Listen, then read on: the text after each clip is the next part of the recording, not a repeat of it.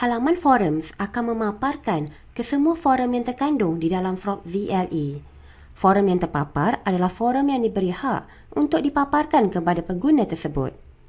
Forum perbincangan boleh dihasilkan oleh guru, pelajar dan pengguna admin Frog untuk perbincangan berkumpulan. Oleh itu, pengguna-pengguna Frog VLE boleh memberi pandangan dan melihat pendapat pengguna Frog VLE yang lain di dalam forum perbincangan tersebut. Di dalam video ini, kami akan menunjukkan bagaimana menghasilkan sebuah forum perbincangan.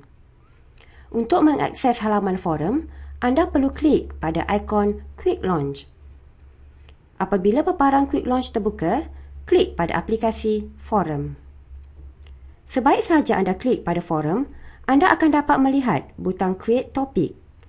Klik pada butang tersebut untuk menghasilkan topik baru. Tertingkap General Forum akan muncul. Masukkan tajuk dan deskripsi forum yang anda ingin hasilkan ke dalam tertingkap tersebut.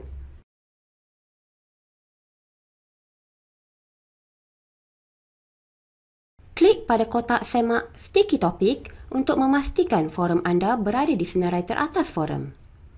Apabila anda telah selesai, klik pada butang Submit.